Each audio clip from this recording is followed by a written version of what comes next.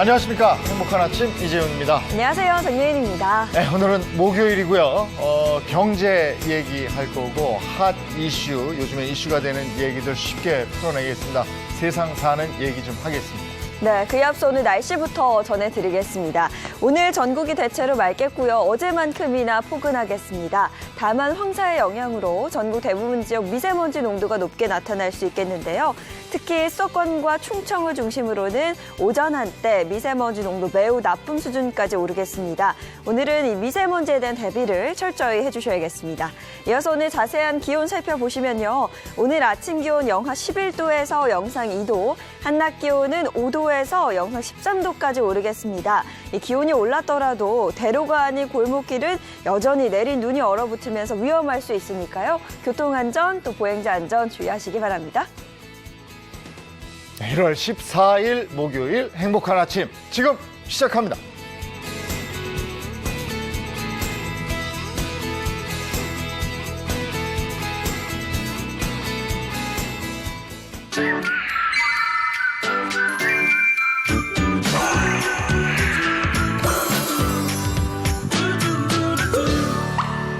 네, 오늘도 함께해 줄 분들 모셨습니다. 정철진 경제평론가, 이호선 상담심리 전문가입니다. 어서 오세요. 네, 안녕하십니까. 예, 어제 저희 집사람도 빨래하고서 그렇게 기분 좋아하던데 네? 영상으로 기온이 올라오니까 네네. 그죠? 동파 때문에들 그렇게 걱정들 했는데 괜찮으셨어요들? 저는 괜찮은데 저희 아버지 댁에 수도 터졌슈. 수도 터져가지고 저희 뭐 업자 부르고 하셨는데 결국은 그 수도 전체를 잠그고 아직 해결을 못했다 하시더라고요. 근데 요즘 이제 동파 방지 때문에 수돗물을 똑똑똑 혹은 많이 이제 틀어 놓으라고 하는데 네. 우리 주부님들 또 어르신들은 그거 수도세 나갈까봐 잘 그렇죠. 못 튼다고 하더라고요. 네. 그래서 이참에 제가 한번 수도세가 얼마나 나가는지를 한번 이제 조사를 해봤습니다. 아, 경제 전문가요. 역시 달라요. 네. 얼마 정도 나오나요? 이것도 약간 좀 복잡하긴 한데 네. 똑똑똑도 있고 약간 줄줄줄이 있지 않습니까? 네. 그런데 영하 10도 이하 때는 약간 그렇게 많이 안 틀어도 됩니다. 예. 그래서 이걸 45초에 종이컵을 한번 대보세요. 네. 1분 이내 45초 안에 가득 찰 정도, 그 정도가 좋고 15도 그러니까 넘는 더 떨어지게 네, 된다면은 좀 많이 물을 틀어놔야 되는데요. 35초 동안에 컵 안에 꽉 찰 정도. 네. 자, 이 정도 틀어놨다고 해보겠습니다. 네. 그럼 수도세는 얼마냐? 우리가 보통 밤새도록 틀어놨다. 8시간 기준 네. 50원입니다. 아, 그래요? 네. 그러니까 이거 물 흐르게 하는 거 수도세 걱정하지 마십시오. 이렇게 추울 때는 어느 정도 떨어뜨려 놔도 괜찮다는 말씀 꼭 드립니다. 수도요금 걱정돼서 그거 틀어놓는 거 나 못하겠다가 네. 아니네요. 네. 이게 동파가 되면 더 큰 부담이 그럼요. 그렇죠. 몇백 배죠. 아, 네. 그렇군요. 알겠습니다. 자, 오늘 나눌 얘기 주제 어떤 건지 영상 보고 오겠습니다. 그 생활이 많이 힘들죠. 그 전에는 월급의 한 20% 정도는 할 수가 있었는데 지금은 뭐가 하나도 못하죠.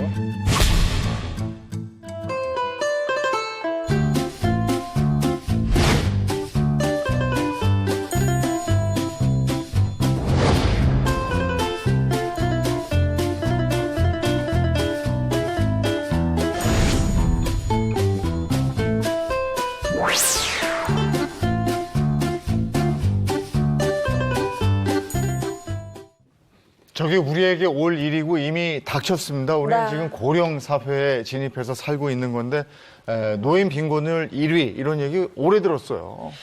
이게 뭐 어제 오늘 일이 사실상 아니라고 할 수 있는데 조금 전에 우리 보셨습니다만 은퇴 실제 연령이 72.3세잖아요. 근데 가만 생각해 보면 우리에게 평생 현역이란 말이 오랜 얘기가 아니라 이제 앞으로도 지속될 이야기라 좀 걱정이 되는데 지금 6070 세대가 어떻게 살았나 가만 생각해 보면 우리가 은퇴 이퀄 안식 이거는 뭐 다 옛말이고 지금은 이분들이 성장해 갈 때 6.25 지냈죠. 전후복고 지냈죠. 거쳤죠. 그 과정에 또 IMF 거쳤죠. 그리고 그때 대부분 또 퇴직하신 분들이 굉장히 많고요. 실제 그 이후에도 여전히 자녀들 부양하면서 동시에 부모님들에 대한 여러 생활비도 책임을 끝까지 지면서 지금까지 살아오셨고 아직까지도 부모님 생존해 계시는 분들 굉장히 많거든요. 네. 그렇다 보니 우리가 생각하는 그 품이 있는 노년 또 여유 있는 노년 이게 참 쉽지 않은 때다 싶습니다. 네, 특히 이제 은퇴가 되면 자연스럽게 노인 빈곤 이슈가 나오고 네. 이것은 또 경제적인 문제로 빠지게 네. 되는데요.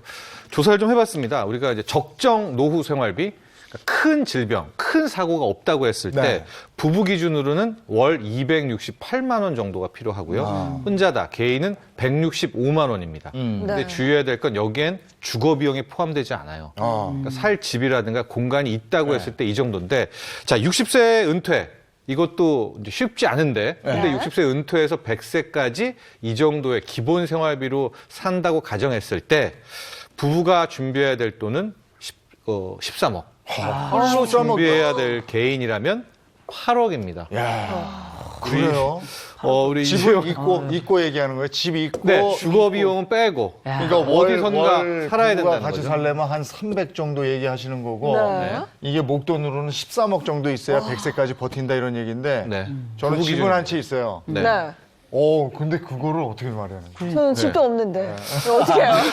아직 집이 없는데. 네. 그렇죠. 그러니까 우리 같은 경우 특히 지금 65세 이후, 네. 70, 80 같은 경우에는 연금이라든가 뭐 은퇴, 노후 준비가 그런 개념도 없었습니다. 네. 그러니까 거의 있는 것이 집 한 채 정도가 대부분입니다. 네. 그리고 뭐 국민연금 하는데 우리 이제 어르신들 세대 같은 경우에는 국민연금이 막 시작되거나 없을 때였어요. 그래서 한 지금 정도가 월 35만 원? 네. 그러니까 부부가 뭐 다 모았다 하더라도 네. 70만 원 정도가 안 되지 않습니까? 그런데 앞서 제가 그 큰 사고, 큰 질병이 네. 없을 때라고 했잖아요. 만에 하나 질병이나 병원비까지 포함된다면 굉장히 이 돈은 부족하게 되고 네. 또 하나 집 한 채야 전부야 할 텐데 최근에 이제 공시가격 막 향상화하면서 네. 부동산 세금도 많이 올랐잖아요. 그러니까 네. 많이 나가게 되는 또 현금은 더 부족하게 되고 네. 이래저래 좀 힘든 나날이 좀 예상되고 있습니다. 그러니까 집을 가지고 있는 분들도 이제 노후에 내가 일정한 수입이 없는데 집과 관련해서 세금이 많이 늘었고 네.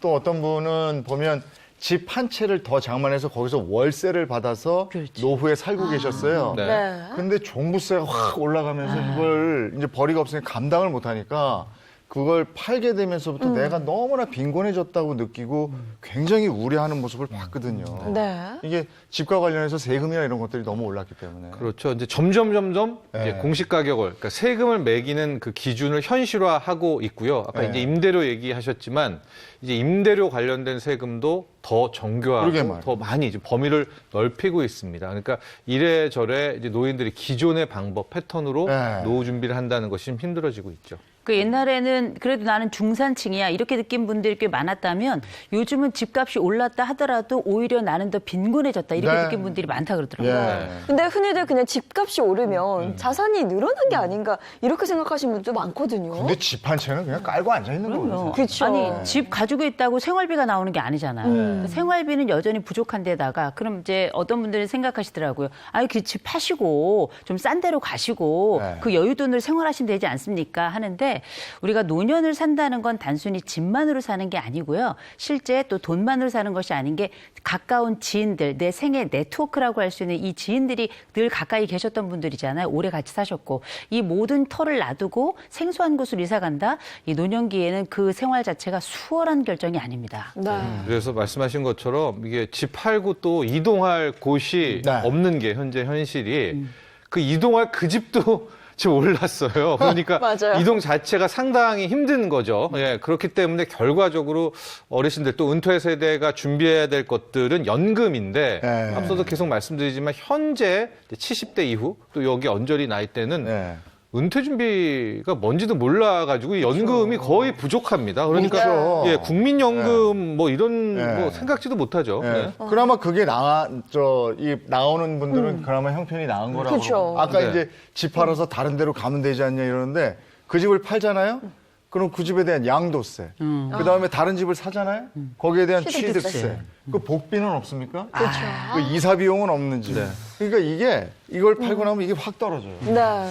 그렇다고 연금에만 의존해서 살 수도 없는 거예요. 그렇죠. 그 세대 같은 경우에는 아마 국민연금이 전부일 네, 텐데 네. 앞서도 말씀드렸지만 국민연금 그 수혜를 다 못 누리고 계십니다. 또 10년 이상을 또 납부해야 되는 의무 납부 기간들이 네. 있는데 채우지 못한 분들도 많이 있고 그래서 실질적으로 이 국민연금 가장 기본이 되죠. 네. 연금 중에 밑에 있는데 이거의 혜택을 받는 은퇴 세대도 현재 기준으로는 절반 정도밖에는 안 된다. 뭐 이렇게 좀 통계가 네. 나오고 있습니다. 그게 사실 우리가 국민연금 생각해서 쪼개서 그 젊은 시절에 국민연금을 낸 건데 문제는 이 국민연금 때문에 기초연금이 지금 깎인다. 이런 네. 얘기가 지금 나오고 있거든요. 이게 어떻게 된 거냐면 기초연금 같은 경우에는 우리가 소득 하위 70%에 해당되는 우리 어르신들에게 월 25만 원씩 드리고 그중에 하위 40%에게 30만 원씩 드리는 거. 요걸 골자를 하고 있는데 근데 문제는 국민연금을 받는 경우 기초연금이 최대 절반까지 깎인다. 지금 네. 이 상황이 된 겁니다. 네. 이게 어르신들에게는 굉장히 큰 돈이거든요. 근데 이걸 절반이나 깎는다고요? 이게 왜냐하면 이게 공적 재원의 성격을 가지고 있잖아요. 국민연금이. 그렇다 보니까 실제 요 몇만 원 차이라도 사실 기초연금이 깎인다고 한다면 어르신들 생활에서는 굉장히 큰 차이를 보이게 되는 건데 이게 실제 국민연금 처음에 낼 때 그거 아마 많이 들어보셨을 겁니다. 추가로 납부를 하게 되면 나중에 더 많이 받는다. 네. 이렇게 얘기를 듣고 실제 거기에 따라서 추가로 더 내신 분들이 많이 계신데 문제는 그렇게 납부를 했다 하더라도 나중에 이 국민연금의 양이 늘어나게 되면 내가 응당 받을 것이라 생각했던 기초연금이 줄어들게 되는 거예요. 그러니까 실제 뭐 우리가 생각할 때 당연하다고 생각했던 게 깎이니까 내 생활비는 오히려 전체적으로 예상했던 것보다 줄게 되잖아요. 네. 그럼 이제 난감하게 되는 거죠. 네, 그렇게 되니까 이제 앞으로의 노인 빈곤 문제는 더 커질 수밖에 없다. 결코 이거 잦아들 가능성은 매우 낮고요. 그만큼 우리가 이제 사회 안전망에 대한 이슈가 커지고 있습니다. 예. 네. 아까 집 한 채 있는 뭐 이런 얘기 했는데 그래서 주택연금이라는 게 있죠. 집을 그렇습니다. 가지고 이제 연금을 받는. 네. 그 우리가 은퇴 설계, 노후 준비하는데 기본은 아까 이제 목돈으로 말씀드려서 약간 부담이 되겠지만 목돈이 아니라 연금입니다. 오히려 목돈이 위험하다라고 바라보고 있거든요. 은퇴 준비. 그러니까 매달 따박따박 나오는 연금이 중요하고 우리가 그래서 뭐 국민연금, 그다음에 퇴직연금, 개인이 드는 개인연금 이렇게 쌓아두는데 지금 은퇴 세대들, 한 세대들은 이 연금 준비가 안 돼 있잖아요. 네. 여기에 나온 게 바로 주택연금입니다. 집 한 채는 있어야 된다라는 게 당시에 우리의 하나의 마인드였었기 때문에. 네. 그래서 현재 주택연금 같은 경우에는 55세 이상 고령자 중에 공시지가 기준으로 9억 원의 1주택자입니다. 네. 많이 완화해 준 거예요. 공시가격 9억이면은 시가로는 한 12억 이상도 네. 가능합니다. 네. 집 한 채가 있으면 우리가 주택담보대출은 소유권을 내가 갖는 거잖아요. 네. 반면에 주택연금은 소유권을 줍니다. 네. 그 대신 그 대가로 따박따박 연금을 받게 됩니다. 뭐 일종의 이제 뭐 원금과 이자 받게 되는 그런 네. 구조인데 그 예를 한번 들어보겠습니다. 공시가격 6억 5천만 원. 이러면 시가로 한 8억, 9억 정도가 되는데 이 경우에는 뭐 연수 이런 것도 있겠지만 평균적으로 매달 한 144만 원, 145만 원 정도가 받을 수가 있어서 어쨌거나 또 하나 이 주택연금이 연금으로 활용이 되는데 이것도 문제인 게 이게 지방 도시 간의 차이도 크고요. 또 집 없는 어르신들도 있기 그렇죠. 때문에 이 주택연금이 이제 만능은 아닙니다. 다만 네. 또 하나의 대안은 될 수가 있습니다. 그 요새 또 집값이 워낙에 많이 올랐잖아요. 그러니까 기존에 들었던 분들이 이거 옛날에 나 들었던 것보다 나중에 드는 게 오히려 더 이익이 아닌가 싶어서 주택연금을 아예 해지하겠다 이런 분들이 네. 굉장히 많아요. 그래요? 보통 일이 아니죠. 네. 이게 왜 이런 일이 벌어지냐면 실제 우리가 주택연금을 딱 처음에 드실 때 우리가 그냥 연금이긴 합니다만 이게 이제 기준으로 가져가야 될 것들이 몇 가지가 있는데 그중에 하나가 뭐냐면 우리가 처음에 주택연금을 들 때 초기 보증료라는 게 있습니다. 이게 주택 가격이 1.5%에 달하고요. 그리고 일단 보험이 딱 들고 나면 그 다음 해부터 매년 우리가 연 보증료가 지금 있는 보증자에게 0.75%로 발생을 하게 되는데 이것 자체가 매년 나가는 거니까 이것도 부담이긴 합니다만 이게 해마다 보증이 되면 이게 과연 연금이냐? 대출이냐. 이게 보통 주택연금이라고 하는 게 다른 해외에서는 무슨 론 해가지고 영모기지 론 해서 이렇게 나가는 거하고는 좀 차이가 있는 거거든요. 그런데 매번 이렇게 매해 나가게 된다면 이게 대출이 아니라 연금이 아니라 오히려 대출에 가까운 거 아니냐. 그러고 나니 아예 신중하게 들거나 아예 있던 것도 해지하는 게 낫지 않겠느냐. 이런 이야기들이 막 도는 거죠. 네, 주택연금 문제는 한번 우리가 시간을 내서 집중적으로 다뤄봐야 될 것 같은데요. 이제 최근에 나오고 있는 좀 안타까운 기이한 현상은 뭐냐면 한 5년 새 집값이 올라도 너무 올랐잖아요. 네. 뭐 가령 뭐 예를 들어 극단적으로 오른 경우에는 뭐 7억 정도였던 집값이 뭐 12억, 13억으로 이렇게 오르게 될 경우 네. 주택연금에서 무슨 문제냐? 그때 이 주택연금이란 건 당시 가격을 기준으로 예. 해서 네. 여기에서 뭐 집값 상승률들을 쭉 계산한 다음에 그걸 네. 현재 가치로 해서 연금을 받는 건데 당연히 이제 6억, 7억으로 매달 받아 계셨겠죠? 네. 근데 그 집값은 12억이 된 거예요. 예. 그럼 똑같은 집에서 옆에서 그 주택연금을 활용한 분은 거의 2배 가까운 네. 연금을 받는단 말이죠. 예. 그러니까 앞서 받았던 분들이 이제 해지를 하고 뭐 이런 것들이 속출을 하고 있습니다. 이게 참 이제 앞으로 주택연금 제도에 이게 좀 이슈가 될 것 같기도 합니다. 일단은 말씀드리고 싶은 것은 자기가 이제 해지할 때는 이때까지 냈던 받았던 돈 여기에 뭐 이자율 합쳐서 내고 이제 해지를 할 수가 있거든요. 아, 그걸 다 다시 내야 소유권을, 되는구나. 예, 찾아오게 되는데 일단 전문가 입장에서는 그 돈과 집값 상승분을 비교해서 상승분이 훨씬 크다면 네. 해지를 하는 게 맞는데 이런 식으로 주택연금이 뭐 해지하고 뭐 이런 식으로 퍼지게 될 경우엔 당초에 의도했던 그 주택연금의 어떤 명분이라든가 이것이 좀 손상될 수도 있기 때문에 앞으로 좀 많은 논의가 필요할 것 같아요. 아니 근데 그것도 있을 것 같아요. 공시지가를 계속 올리겠다는 거잖아요. 네. 그러니까 9억이잖아요 지금. 네. 이거 주택연금 받을 수 있는 게. 네. 근데 9억 선이 넘으면 이거 못 받거든요. 네. 그러니까 그 선이 넘어서 못 받는 분들도 또 계실 거랍니다. 네, 그렇습니다. 그런 것도 또 생각해야 되고 여러 가지 생각할 게 많네요. 네. 아까 이제 그 목돈으로 따지면 13억, 다달이 부부가 한 300억만 원 가까이 이렇게 얘기를 했으니까 네. 아 계속 벌어야 될 거 아니에요. 그러니까 다달이 나오는 돈이 중요할 것 같아요. 그렇지. 왜냐하면 목돈을 쥐고 있잖아요. 네. 꼭 그걸 노리는 애들이 있어요. 아, 그래서 이거 날리면 큰일 나거든요. 그러니까 이게 다달이 내가 좀 이렇게 벌을 수 있는 돈이 있어야 되는데 네. 그래서 노인들도 계속 일하잖아요. 맞습니다. 정확히 지금 은퇴 준비와 설계 그 맥을 짚고 있는데요. 그러니까 두 가지 원칙입니다. 핵심은 목돈보다는 연금. 연금이 굉장히 중요한 거고요. 두 번째 은퇴 준비의 키워드는 평생 현역. 그러니까 네. 늙을 때까지 계속 일할 수 있으면 그것만한 노후 준비는 없다. 아 근데 일자리가 있나 그래서 봐요. 바로 이제 일자리 문제가 네. 두 번째 이슈로 떠오르게 되는데요. 현재 그 노인 일자리는 분명히 늘고 있는 게 사실입니다. 예. 통계에서 봐도 지금 일하고 있는 이 어르신들이 되게 많아진 건 맞는데 문제는 뭐냐? 그 보수 소득입니다. 지금 늘어난 일자리의 한 70%, 75%는 이게 월 보수 규모가 한 27만 원, 30만 원 선이니까 네. 이 통계 지표로는 노인 일자리 많이 늘었고 뭐 전체 정도 현재 뭐 30% 이상의 노인이 일한다라고 잡히고는 있는데 막상 현장의 소리를 들어보면 보수가 소득이 너무 적다. 네. 그 이런 좀 나오고 있습니다. 그러니까 네. 이런 것들 부분은 이제 그 노인들의 근로소득 부분에 대해서도 함께 고려를 해야 되지 않을까 이렇게 보고 있습니다. 네. 그러니까 뭐 주변에 보면은 나는 퇴직하고 나서 경비하시겠다 하시는 분들 계시거든요. 또 제 주변에도 지금 현재 현직으로 계신 분들이 계신데 중요한 거는 이분들이 국민연금으로 부부가 함께 합산해서 받아도 70만 원 정도라 우리가 최저임금 안 되는 일자리에서 국민연금을 받는다 하더라도 이걸 가지고 두 부부가 함께 살아가기가 워낙에 빠듯하고 어려운 거예요.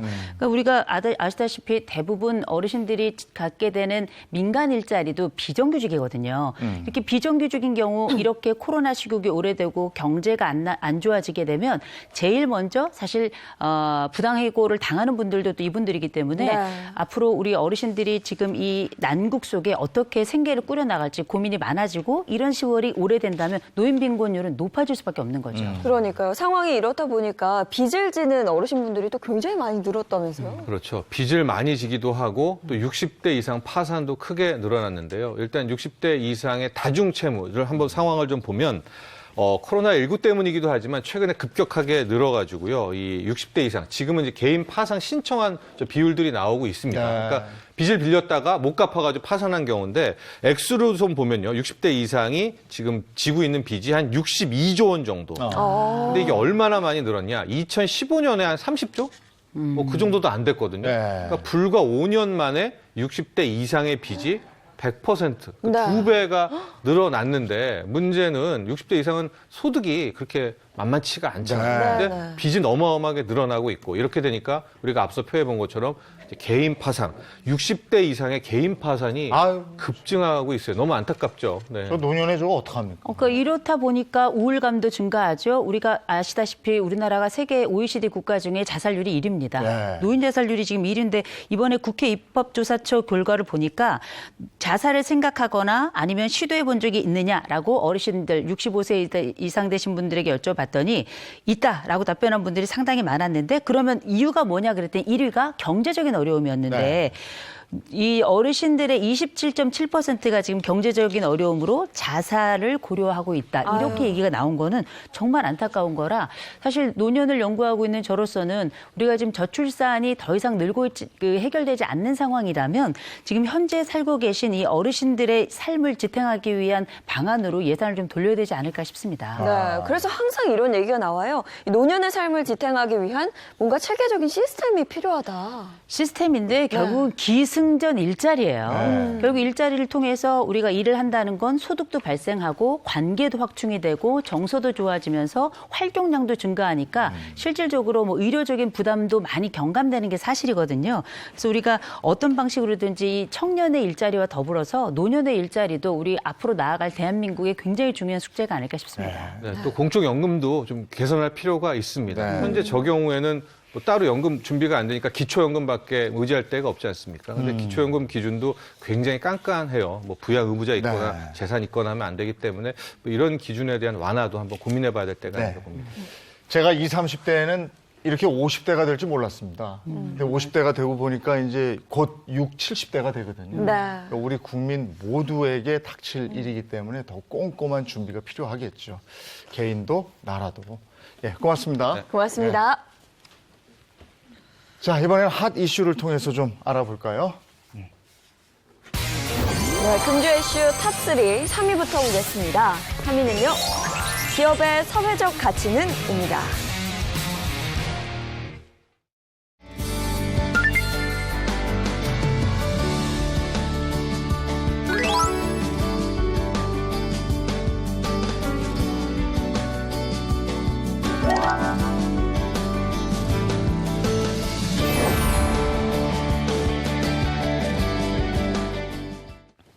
네, 사회적 책임에 대한 기업들의 관심, 이게 점점 증가하고 있다면서요? 그렇습니다. 이 전경련, 전국 경제인연합에서 이 조사한 내용이 있어요. 2020년 주요 기업의 사회적 가치에 대한 보고서가 있었는데, 2019년도에 사회적 공헌이 지출됐던 비용들을 보니까 2조 9천억이 넘습니다. 네. 그러니까 사실은 코로나19라든지 경기 이런 것들 따지자면 영업 이익은 좀 줄었거든요. 네. 줄었는데 사회적 공헌 사업을 위해서 쓴 돈은 늘었다라는 걸 볼 수가 있는데 그 전년도 대비해서 보면 한 2조 정도 더 늘었거든요. 네. 14.8%가 증가했다는 거. 이게 책임 있는 어떤 사회적 구성원으로서의 기업의 가치 이런 것들이 점점 더 많이 평가되고 있는 시대인 것 같습니다. 네, 사회 공헌 활동을 하고 있는 기업이 늘어난다는 건 언제 들어도 정말 반갑고 또 기분 좋은 소식이에요. 그러니까 소비자들도 아는 거예요. 이제 착한 기업 이런 표현들 많이 쓰는데요. 윤리적 소비를 하는 소비자들이 늘고 있으면서 기업들도 그 가치를 인정하는 것이고 소비자들도 그 가치를 인정하는 문화가 이제 점점 생기는 것 같아요. 근데 지역 인프라를 구축하는데 기업들이 그렇게 힘을 써요? 그러니까 대기업들이 주로 L 기업을 예를 들어서 한번 보자면 여기는 이제 LED나 이제 디스플레이 만드는 회사인데 네. 그 지역에 이제 버스 정류장에 안전 인프라 구축을 함께 하는데 그 LED 보안 등을 지금 보시는 것처럼 설치를 하는 겁니다. 이렇게 되면 아시는 것처럼 야간에 보행길 자체가 밝아지기 때문에 그러니까 치안을 강화하는 그 효과가 있는 것이겠죠. 근데 그거 말고도 요새 이 L이 유행인가 봐요. L 홈쇼핑에서도 굉장히 좋은 일 하고 있는데 전국의 작은 도서관을 지금 만들어내고 있는데 네. 지금 70호점까지 갔다는 겁니다. 여기서 뭐라는가 도서상관이라든지 아니면은 소외 지역이라든지 아니면은 우리가 발길이 또 손길이 잘 미치지 못한다 하는 곳을 찾아가가지고 지역에 있는 사회복지 시설을 활용해서 빈 창고나 아니면은 낡은 공간을 개보수를 해서 여기를 도서관으로 만들고요.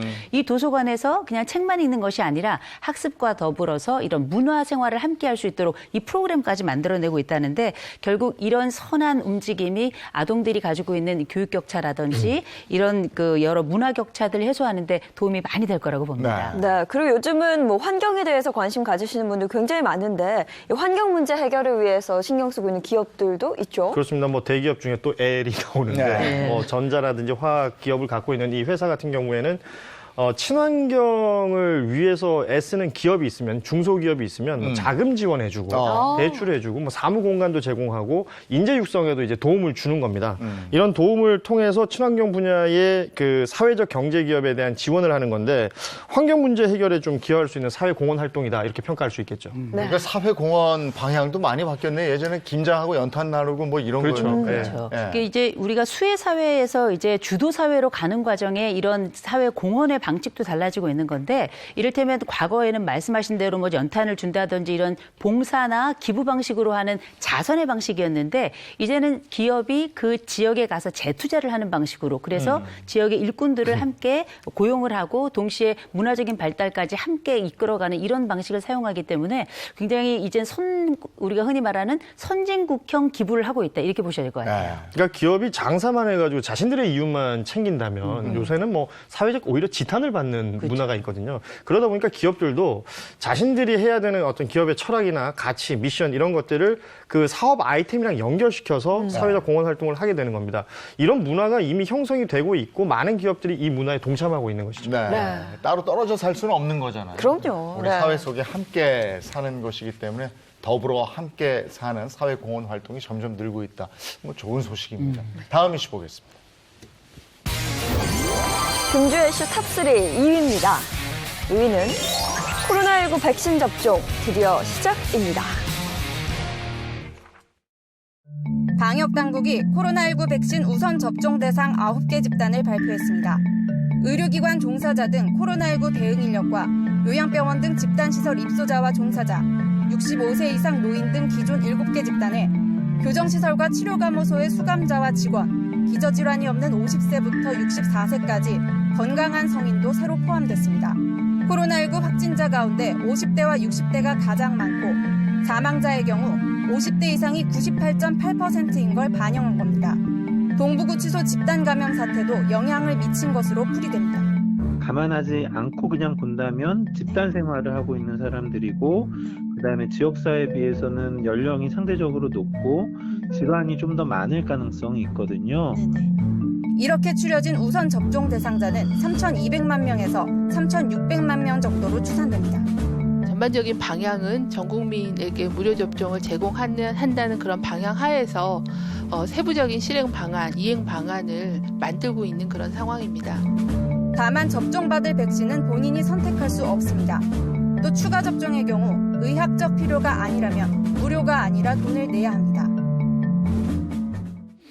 네, 코로나19로 일상이 바뀐 게 이제 1년이 다 돼갑니다. 2월부터는 백신 접종이 시작이 된다고요? 그렇습니다. 뭐 대통령 신년사에서도 언급이 됐었고 국무총리도 지금 얘기하고 있는 게 2월 말부터는 이제 접종이 가능할 것이다. 무료로 접종이 가능할 것이다라는 얘기를 하고 있고요. 우선순위를 두고 있죠. 일단은 제일 먼저 의료기관에 종사하고 있는 분들, 그리고 뭐 집단시설에서 생활하고 있거나 이제 종사하고 있는 분들이 그 순위가 있고요.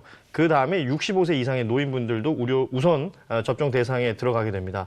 뭐 이렇게만 따지면 이 인원들이 한 3,200만에서 3,600만 명 정도 되는데 인구 전체의 한 60% 가까이 되는 거죠. 그리고 그 외 대상자들은 아마도 11월 이후에 접종이 가능할 것으로 보입니다. 예. 아니 주사반을 기다려보는 건 처음인 것 같아요. 저도 이제 이거 언제 맞나 계속 뉴스 보고 있는데 예. 어쨌든 속히 맞고 전 국민이 집단 면역이 속히 형성됐으면 좋겠습니다. 예. 네, 국내에 들어오기로 한 백신의 종류가 4종류로 알고 있는데 네. 그중에 내가 어떤 걸 맞겠다 이렇게 선택할 수는 없다고 해요. 그러니까 지금 뭐 보도를 통해서 많이 알려지고 있습니다만 네. 뭐 여러 회사 그리고 또 뭐 코백스 통해서 가지고 올 수 있는 양이 백신이 한 5,600만 명이 맞을 수 있는 양이라고 네. 그러잖아요. 그런데 이게 순차적으로 들어옵니다. 가장 먼저 들어오는 게 아스트라제네카가 될 것이고 2분기에 모더나, 3분기에 화이자 백신들이 순차적으로 공급이 되는데 그러니까 아스트라제네카 제일 처음에 들어오는 게 한 75만 명분 정도가 돼요. 네. 뭐 이러다 보니까 앞서도 뭐 말씀드렸지만 우선순위로 접종해야 되는 분들도 있고 네. 이게 순차적으로 접종이 될 것이기 때문에 개인이 백신을 선택하기는 좀 쉽지 않을 것 같습니다. 그럼 먼저 맞게 되는 의료기관 종사자라든지 어르신들은 아스트라제네카 이거 맞게 되는 겁니까? 그렇습니다. 뭐 요양원이나 이제 뭐 요양병원 같은 데 네. 계시는 분들도 그런데 이게 사실은 요양원, 요양병원에 계신 어르신들은 이동하는 게 쉽지가 않잖아요. 그러다 보니까 방문 접종으로 이 접종이 가능할 것으로 보이는데 그러기 위해서는 접종을 할 수 있는 백신이 좀 유통에도 약간의 좀 쉬운 부분이 있어야 되잖아요. 네. 근데 뭐 화이자나 모더나 같은 경우에는 굉장히 그 낮은 온도에서 유통해야 된다라는 거 많이 말씀드렸는데 그중에 아스트라제네카는 지역 의원에서 뭐 우리가 흔히 알고 있는 냉장고 시설 정도만 있으면 충분히 보관이 가능하거든요. 네. 그러다 보니까 아스트라제네카가 먼저 우선 접종이 될 가능성이 네. 높아 보입니다. 네, 하지만 이게 첫 접종이다 보니까요. 뭐 이 처음이라는 거에 대한 막연한 불안감, 두려움 이런 건 그렇죠. 분명히 있을 것 같아요. 뭐 여러 백신들이 어떤 과정을 통해서 지금 나오고 있다라는 것들 보도 많이 접해지는데 특히 아스트라제네카가 어르신들한테 접종될 가능성이 높은데 어르신들을 상대로 그러니까 고령층을 상대로 한 임상 실험 결과가 좀 다소 부족한 것 아니냐라는 네. 지적들이 있는 거예요. 원래 백신이 하나 만들어지려면 10년 정도의 시간이 걸리는 건데 뭐 코로나 팬데믹 상황에서 워낙에 좀 초고속으로 급하게 만들어지는 과정에서 약간씩 좀 불안한 마음이 들 수도 있는 것이고 그렇기 때문에 접종 이후의 상황들도 잘 지켜봐야 한다. 네. 이런 지적들도 나오고 네. 있습니다. 걱정이 안 될 수가 없죠. 왜냐하면 부작용을 지금 모르잖아요. 네. 거기다가 우리가 흔히 어떤 것들이 새롭게 시작될 때에는 1차 정보가 되게 긍정적으로 들어오느냐 부정적으로 들어오느냐가 되게 중요한데 지금 같은 경우는 뭐 어디 영국에서는 아스트라제네카 맞았는데 여기서 뭐 누가 어쨌다더라 뭐 어디선 의사가 맞았는데 뭐 사망했다더라 이런 얘기들이 막 나오니까 네. 맞기도 전에 걱정이 되는 거고 걱정이 좀 지나치다 보면 아, 나 안 맞을래 이렇게 생각하시는 분들도 계시거든요. 네. 좀 지켜봐야 될 것 같습니다. 뭐 영국에서 아시는 바와 같이 세계 처음으로 아스트라제네카 접종 국민 대상으로 실시가 됐잖아요. 네. 근데 그곳에 한인 의사가 백신 접종을 했어요. 그리고 뭐라고 얘기했는지 보고 와서 얘기 나누겠습니다. 힘이 너무 없었어요. 뼈에 근육이 간신히 이렇게 붙어있는 느낌이었어요. 근데 그게 한 12시간 정도 갔었어요. 지금도 사실 조금 옥신옥신하거든요. 만지면 운동한 것처럼 옥신옥신하긴 한 건 있어요. 아, 너 실험 지라고 네가 막 이런 얘기를 했었어요. 걱정 많이 안 하시고. 영국인들이 다 먼저 맞았으니까.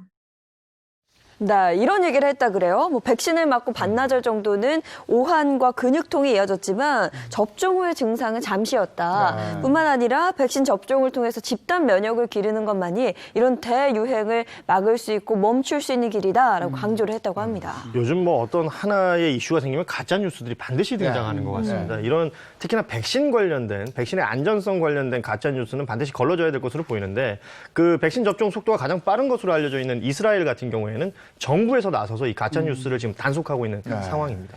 우리가 이제 집단 면역을 만들기 위해서 먼저 집단 신뢰가 만들어져야 될 것 같고요. 그러기 위해서는 적어도 우리가 이런 약품에 대해서 이러이러한 능력이 이러이러한 뭐 가능성이 이런 것들을 충분히 많은 정보를 만들어서 꾸준히 제공을 해야 많이 듣고 많이 이해하고 많이 분별하게 되기 때문에 정부 측에서도 이런 관련된 정보들을 국민들에게 신속하게 그리고 정확하게 그리고 충분하게 전달하는 과정이 필요할 것 같습니다. 방역 당국은 올 가을 이전에 그러니까 11월 이전에 집단 면역을 형성하는 걸 목표로 한다 이랬는데 네, 네. 집단 면역이 형성되려면 이렇게 단기간에 탁 맞아야 된다면서요? 이게 전체 인구의 한 60에서 70% 정도가 면역이 생기면 전체적으로 이제 면역이 생긴다라는 게 집단 면역인데 아시는 것처럼 지금 코로나19 백신이 나온 것들이 한 번 맞는 그 백신도 있지만 뭐 여러 차례 나누어서 맞아야 되는 백신들도 있거든요. 그렇다면은 우리 인구가 5천만 명으로 봤을 때 약 3천만 명 정도 그 이상은 이 백신 접종이 돼야 되는데 그 기간이 좀 단시간 안에 모아져야 된다는 겁니다. 특히나 이제 한 3개월에서 6개월 정도가 있어야 항체, 뭐 면역 이런 것들이 생기는 건데 지금 2월 말부터 접종이 시작되면 말씀하신 것처럼 가을 이전에는 이 과정들이 끝이 나야 된다는 거예요. 3천만 명 정도에게는 그 기간 동안 접종이 돼야 집단 면역이 좀 형성되지 않겠느냐 네. 이런 부분들을 강조하고 있는 것이죠. 그러면 그 행복 회로를 좀 돌려볼게요. 집단 면역이 생기면 11월쯤부터는 마스크를 좀 벗을 수 있지 않나. 야, 기대- 마스크 없이 얼마나 활보할 좋을까요? 수 있는 네. 세상, 아무데나 갈 수 있는 세상. 너무 좋죠. 그런데 두려워서 마스크 벗으라고 해도 못 벗을 것 같은 그런 느낌도 있어요. 바로 그 부분을 이제 전문가들은 지적을 하고 있는데 백신 접종을 시작한다고 해도 또 11월쯤이 된다고 하더라도 마스크를 당장 벗기에는 좀 부담이 된다라는 부분입니다. 그동안 우리가 이제 뭐 모더나, 파이자, 또 아스트라제네카 백신들 나오면 뭐 95%의 효과가 있다 이런 얘기들 많이 들으셨을 텐데 네. 이게 완벽한 백신은 아니라는 거죠. 그 5%의 그 여지도 있는 것이고요. 그렇기 때문에 백신 접종하고 나서 1차 접종, 2차 접종까지 또 시간도 있고 또 사람들 간에 또 교류도 생길 것이기 때문에 백신 접종을 하더라도 마스크 착용은 당분간 해야 한다. 이게 굉장히 중요한 부분이라고 강조하고 있습니다. 뭐 백신이 대다수 국민들에게 이게 뭐 다 접종이 될 때까지 한 1년 정도 걸린다 그러는데 우리가 2020년은 마스크 속에서 불안이었다면 2021년은 마스크 속에서 희망이었으면 좋겠습니다. 네. 그러면 또 한 가지 많은 분들이 궁금해하시는 게 사실 뭐 사회적 거리두기 그리고 코로나19 때문에 여행 못 간 지 오래됐잖아요. 국내 여행뿐만 아니라 해외 여행은 또 언제쯤 갈 수 있을까 그렇죠. 궁금해하세요. 네. 그러니까 앞서 집단 면역 말씀드렸는데 이건 우리나라뿐만 아니라 전 세계적인 집단 면역이 필요한 거잖아요. 세계보건기구 WHO에서 이 부분에 대해서 얘기를 한 게 있는데 세계적인 집단 면역이 가능해지는 시간 최소한 2년 정도 걸릴 것이다.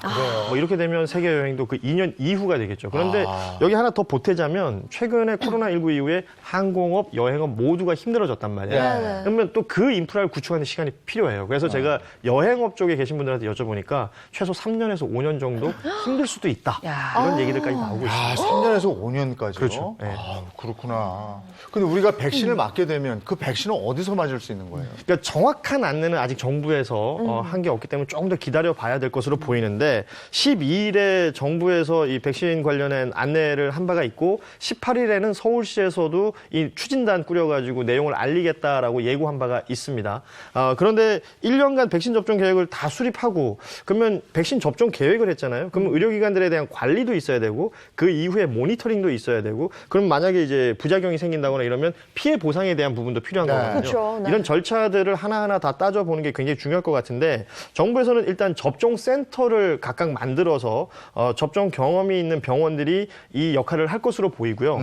화이자나 모더나 같이 이제 초저온으로 유통을 해야 되는 백신 같으면은 그게 가능한 시설들을 또 찾아야 되는 거잖아요. 이런 부분들에 있어서도 좀 이 거점 센터들을 따로 만들어가지고 그곳에서 접종이 가능할 수 있도록 할 계획이라고 합니다. 네, 접종 센터를 만든다고 했는데 사실 이 필수 접종 인원이 그 전례 없이 정말 많잖아요, 이번에. 그렇죠. 뭐 누락이나 중복을 막는 것도 굉장히 큰 숙제가 될 것 같아요. 이게 현장에서 혼선이 생기면 굉장히 큰 일이 벌어지는 네. 거거든요. 그 별도의 증명서 발급한다라는 얘기들도 있는데 이 부분에 대해서 그 여러 아이디어 중에 지금 가장 큰 힘을 얻고 있는 게 전 세계에서 가장 우리나라에서 발달한 시스템 중에 하나가 바로 건강보험 시스템이거든요. 네. 이 건강보험 시스템에 이 백신 접종 여부를 확인할 수 있는 내용이 들어가게 된다면 의료 현장에서는 쉽게 파악할 수 있다는 거죠. 아시는 것처럼 요즘은 약국에서도 모두 체크할 수 있는 부분이기 때문에 이런 얘기들을 하고 있는데 지금까지는 아이디어 차원이고요. 왜냐하면 지금도 뭐 독감이라든지 백신을 접종하면 별도의 시스템으로 이게 지금 관리가 되고 있기 때문에 하나의 시스템으로 통합을 한다면 좀 더 편하게 백신을 접종하고 그 이력을 계속해서 확인할 수 있지 않겠느냐 아이디어들이 나오고 있는 상황입니다. 네. 이래서 올 말에 소원을 제가 미리 좀 말씀을 드리겠습니다. 코로나가 끝났다. 이런 소식들이 선언으로 나왔으면 좋겠습니다.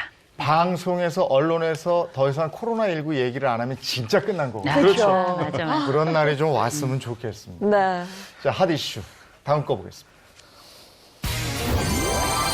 네, 금주의 탑3 1위 보겠습니다. 1위는요, 정인아 미안해입니다.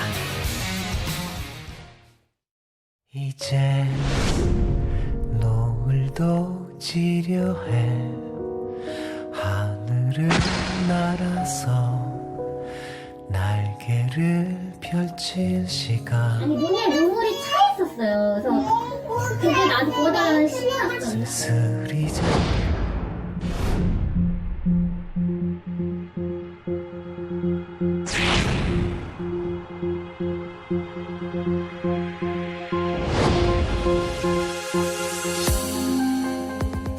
췌장 손상은 권투할 때처럼 주먹을 쥔 손에 의해서 외력이 이렇게 한 방향으로 집중돼야 생기는 거고,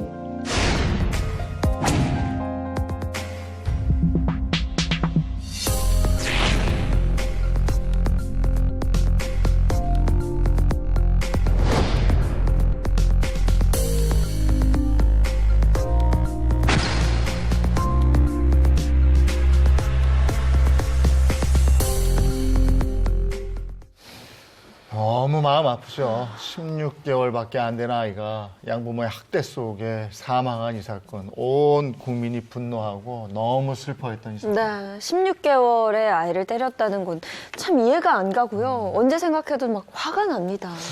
뭐 지금은 이제 방송에서도 네. 사실 이 피해 아동의 얼굴을 보여주는 걸 좀 자제하고 있잖아요. 근데 초반에 뭐 인터넷이나 이런 공간에서 사진들 확인해 보면 입양할 당시의 아이의 표정과 그리고 학대가 진행되던 과정 또 사망하기 직전에 그 얼굴 표정 보면 얼마나 힘들었을까 이런 게 좀 느껴지잖아요. 네, 너무나 안타깝습니다. 지금 모습이 나가고 있는데요. 입양 전에 우리가 뉴스 영상에서 많이 봤어요. 막 해맑게 너무 웃고 예쁘게 웃는. 손 네. 막 그렇죠. 흔들고 이런 모습이었고요. 이게- 두 번째가 이제 입양 직후의 직후. 모습이고 입양 후에 아이의 모습도 검게. 그러니까 안색 자체가 달라졌어요. 안색 자체가 달라요. 이게 보통 아동들의 표정은 성장의 이력서다 이렇게 보시면 돼요. 네. 그래서 아이들이 환경에 어떤 영향을 받고 있는가는 아이들이 보여주는 이 발달의 톤, 그중에서도 아이들의 활동 영역하고 얼굴 표정하고 피부 톤 이런 것들로 많이 결정이 되는데 네.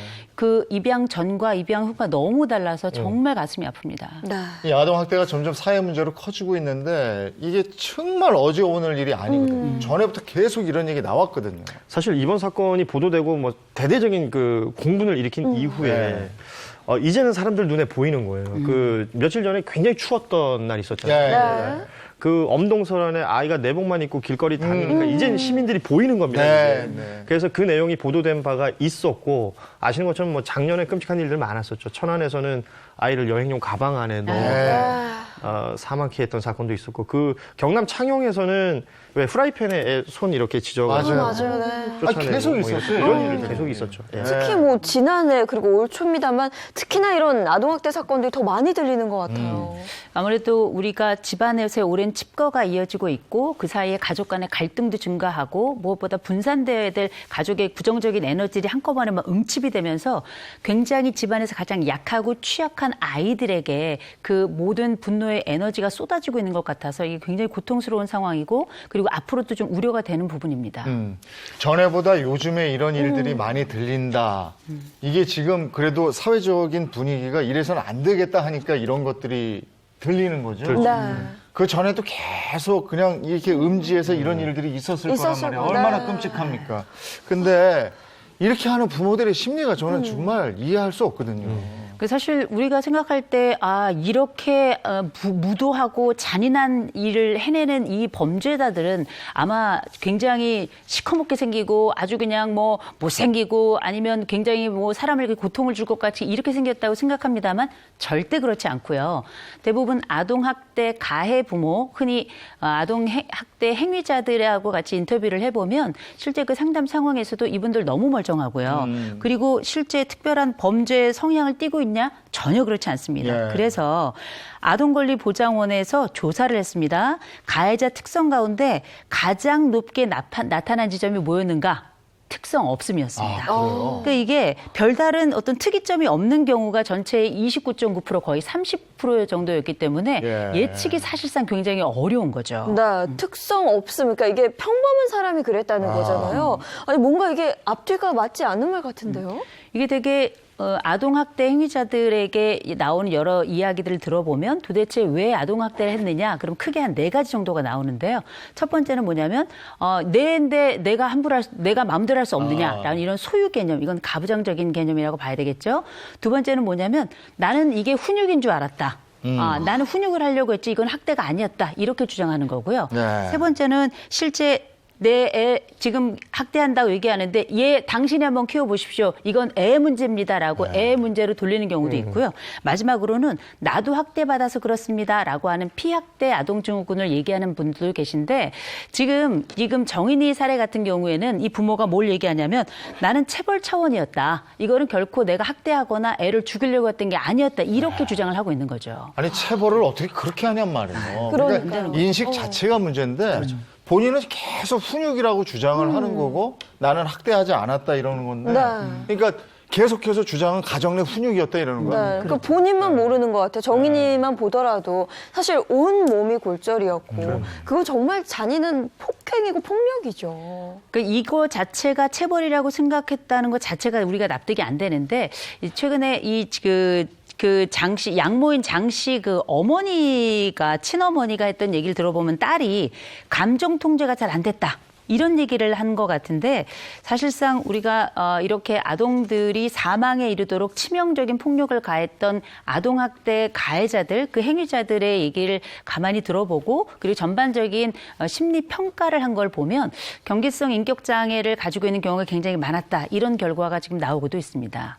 또 정인이가 학대당하는 모습이 담긴 CCTV 화면 최근에 공개가 됐잖아요. 근데 그거 보면 진짜 감정 통제가 안 되는 것 같아. 지금 뭐라 그러셨죠? 경계성 인격장애. 네, 그런 게 있는 것처럼 보이기도 하고. 이게 경계성 인격장애라고 하는 게 말 그대로 경계에 있다는 거예요. 네. 정상과 비정상의 경계에 있다는 건데 가장 대표적인 특징이 감정 통제가 안 되는 것과 변덕입니다. 막 이랬다 저랬다 팥죽 끓듯 그 성격이 변화해 가는 거고 그리고 특별히 거짓말에 굉장히 능하기 때문에 사실상 외부에서는 이 사람이 어떤지를 판단하기 어려운데 이번에 그 정인이와 관련된 나타난 그 CCTV에 보면 엘리베이터에 탄 장면이 나온 게 있어요.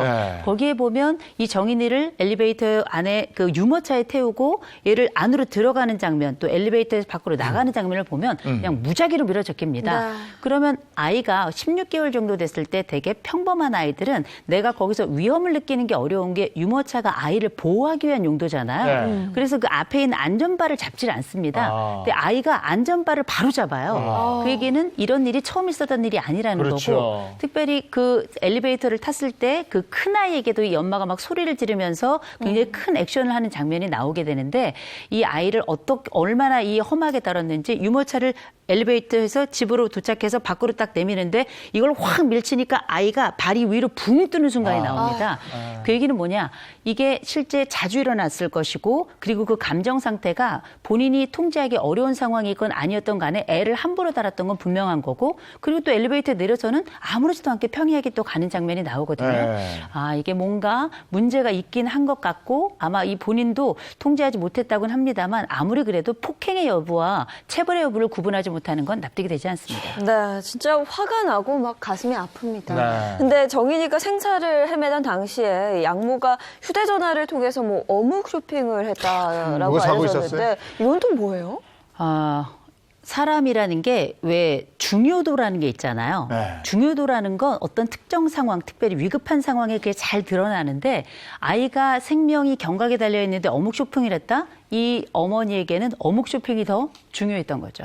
아니 근데 의료진 진술 들어보면 정인이가 가는 그 시점에 뭐 울부짖고 뭐 통곡을 했다 뭐 이런 얘기 뭡니까? 반성한 겁니까? 뭡니까? 제가 볼 때는 반성을 했는지 아닌지는 그 속마음은 그 사람만 알 것 같고요. 그냥 다만 분명하게 나타나는 걸 볼 때는 아마 그건 시선이 아니었을까라는 생각이 드는 것이 막상 정인이가 사망을 하고 이 사망해서 그 묻힌 장소가 소아암 환자들이 묻히는 장소였다라고 하고 근데 아이가 지금 소아암이 걸렸던 게 아니었잖아요. 그럼에도 불구하고 무료 장지에 묻힌 거였는데 이 정인이 양부모가 실제 마지막으로 정인이 가는 길에 했던 건 뭐냐면 3,000원짜리 액자를 그 정인이 그 묻힌 곳에 놓았던 게 전부였는데 과연 그렇게 슬픔으로 울부짖었던 고통스러웠던 부모였다면 과연 떠나는 길을 그렇게 했을까 의심이 들죠. 그러니까 왜 입양을 한 건지 모르겠어요, 대체. 그래서 일각에서는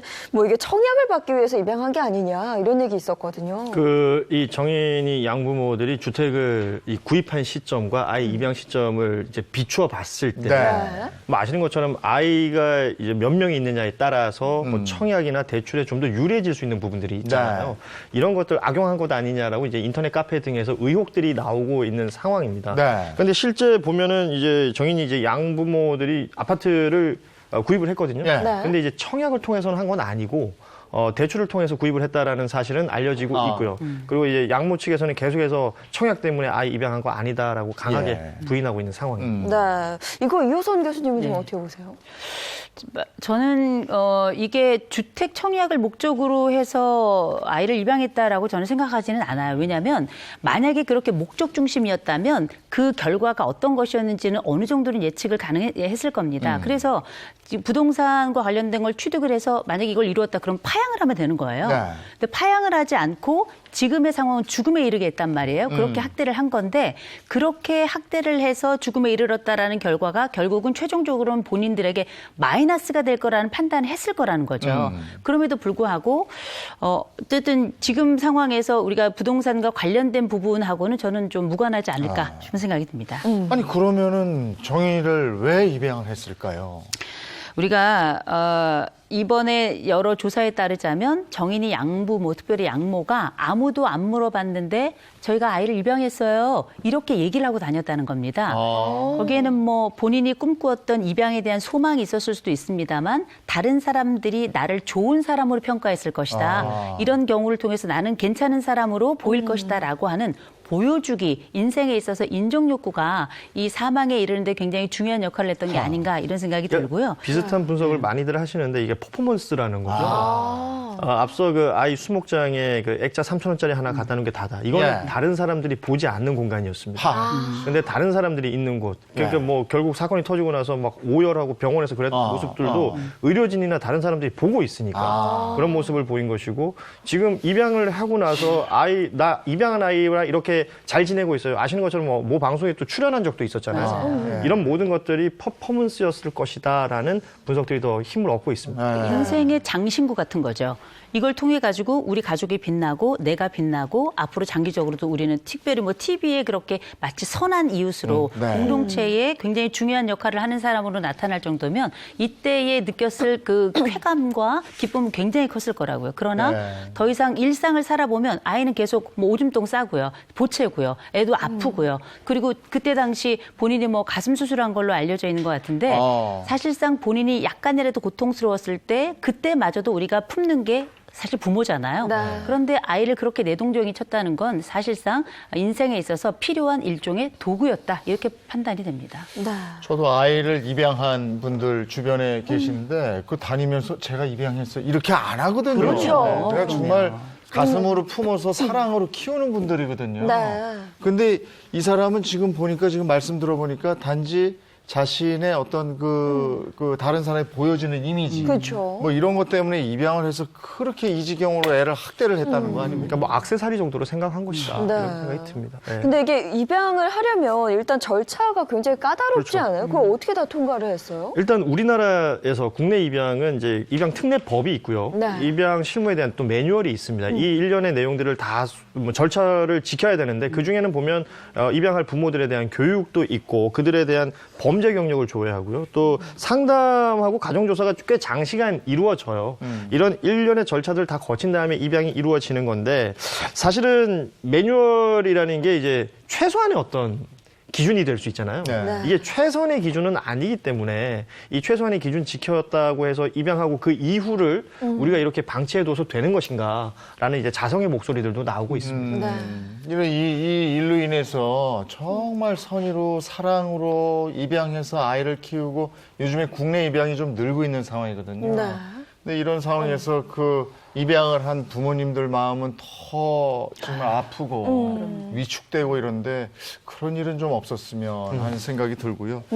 또 이런 사고 나면 그 관계자들, 그 당국 책임자들 이런 분들은 또 하는 얘기가 보면 나 매뉴얼대로 했다. 맞아요. 매뉴얼에 있는 대로 했다. 또 이런단 말이에요. 근데 입양 절차에서 한 가지 의문점이 드는 게 심리검사를 하잖아요. 근데 일종의 성격 장애를 가지고 있는데 그걸 걸러내지 못했다는 뜻이네요. 심리 테스트에 대해서 많이들 신뢰를 하고 계신데요.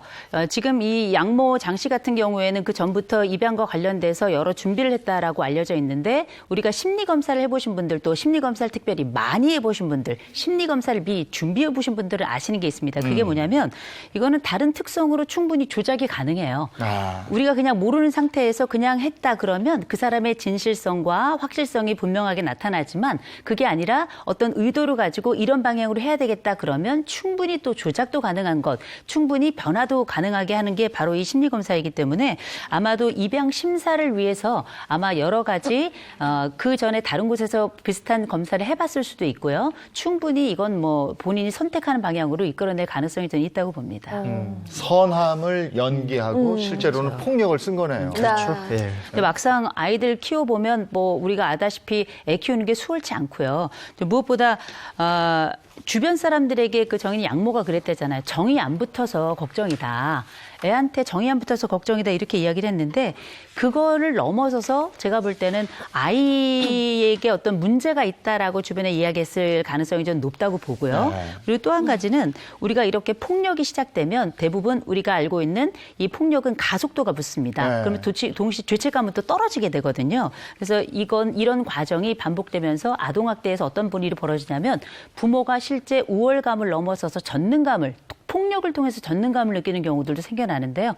안타까운 건 아이가 그 가운데 희생자가 된다는 겁니다. 네, 말씀해 준 것처럼 아동학대 같은 경우는요, 그 희생자가 될 수 있고 인명피해로 번질 수 있어서 정말 발견하는 즉시 조치를 취해야 하는데 정말 많은 분들이 이번에 정인 사건 통해서 화가 났던 부분이 정인을 지킬 수 있었거든요. 네, 4번이나 신고가 들어갔는데 그렇죠. 끝내는 이 아이를 보호하지 못했습니다. 그러니까 양부모를 제외하고는 아이를 가장 가까이서 볼 수 있었던 사람, 보육교사, 또 의료진들이었어요. 5월, 6월, 9월 이렇게 3번의 이 희생을 막을 수 있는 기회가 있었습니다. 5월에는 일단 아이에게 멍자국이 보였어요. 그래서 경찰에 신고를 했는데 이때 경찰에서 내사종결이 되어버렸습니다. 내사종결이라는 건 살펴보니 뭐 굳이 뭐 우리가 처벌하거나 뭐 검찰로 송치해야 될 이유를 못 느낄 때 하는 게 이제 경찰에서 내사종결을 하는데 그게 끝나버렸다는 거예요. 그런 다음에 이제 6월에는 쇄골이 골절이 금이 가요. 그러면 의료진이 파악을 했죠. 이건 학대 정황이 있다라고 또 신고를 했었는데 이때는 불기소 의견으로 검찰에 송치를 합니다. 그러니까 그리고 나서 아시는 것처럼 9월에 아이가 그러니까 상처도 생기고 체중이 입양했을 때에 비해 가지고 시간이 지났는데도 크게 늘지 않았다는 정황을 보육교사가 봐요. 그러니까 또 신고하는데 이때도 내사종결이 되거든요. 앞에서 우리 이재용 아나운서께서 말씀하셨지만 매뉴얼대로 했다라고 하던 그 사람들 정말 매뉴얼대로만 했으면 이 희생을 막을 수 있었다는 겁니다. 경찰에서는 사건이 접수도 했는데 내사종결 불기소 의견으로 검찰 송치했던 이런 과정들 나중에 뭐 경찰청장이 나와서 사과까지 했었잖아요. 정말 매뉴얼대로만 했었더라도 이 희생은 막을 수 있지 않았을까라는 안타까운 마음이 듭니다. 그러니까 그들이 가지고 있는 매뉴얼이라는 건 도대체 어떤 매뉴얼이란 말이에요. 그리고 지금도 이렇게 학대받는 아이들 대부분이 보호를 받지 못하고 있다 이렇게 들었거든요. 그럼요. 일단 학대가 발생했다 싶으면 바로 분리를 해야 되는데 지금 분리하는 과정에서도 이렇게 산과 산을 넘어서 결국은 이런 상황이 벌어졌는데 실제 정인이 사건 말고도 사실 학대를 받고 있는 아이들 중에 상당수가 원래 폭행을 했던 원가정으로 돌아가는 경우가 굉장히 많습니다. 왜냐하면 아동보호 전문기관에서 여러 쉼터도 마련하고 합니다만 이 기관의 숫자가 정말 말할 수 없을 정도로 굉장히 적습니다. 보호기관 자체, 돌봄기관 자체가 없는 거예요. 그렇다 보니까 실제 아이들은 갈 곳이 없으니 돌아가는 거고 그러면 그 다음번에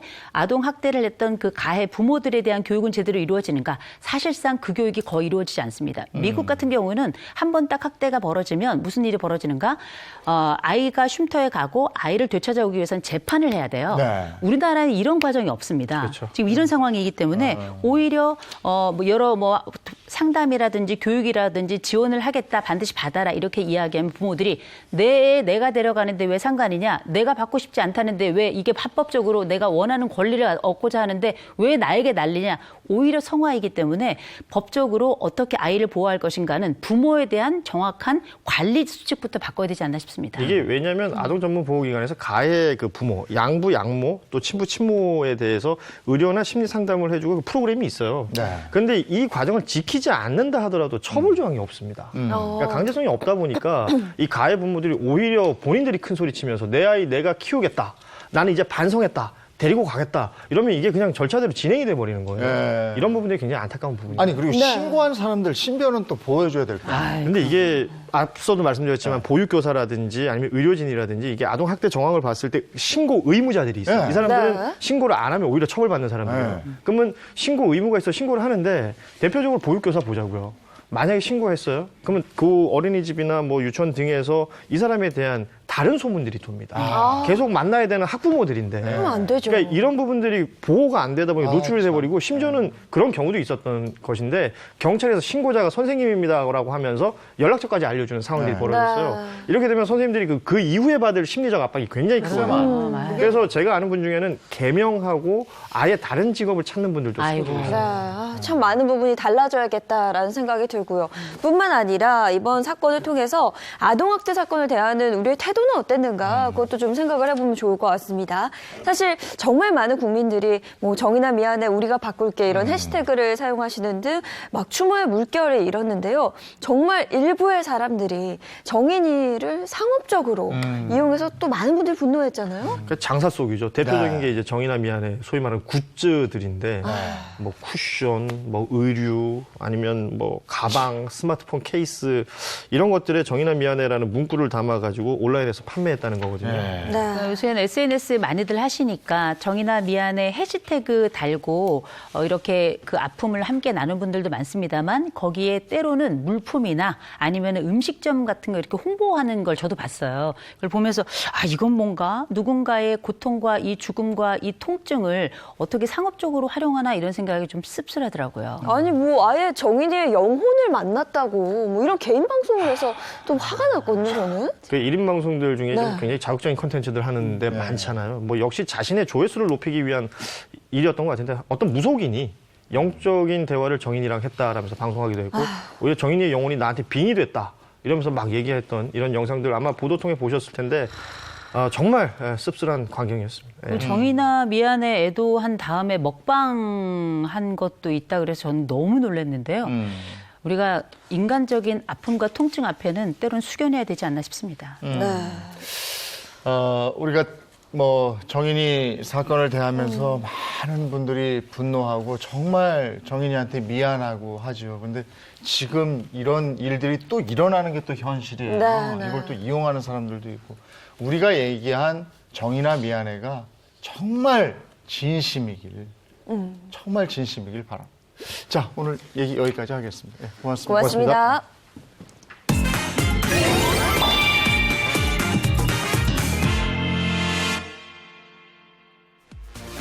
요즘은 카드 대신 스마트폰을 들고 다니면서 결제하시는 분들이 참 많은데요. 이제는 스마트폰이 신분증도 대신할 수 있다고 합니다. 바로 모바일 신분증 덕분인데요.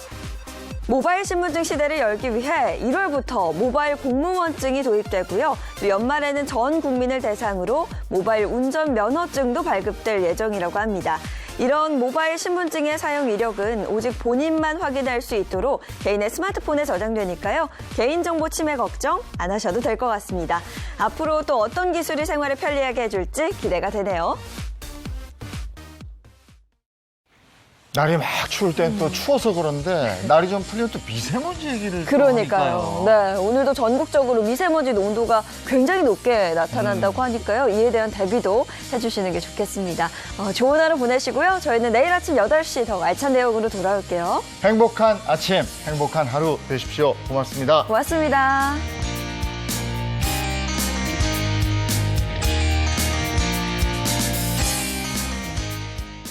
채널 A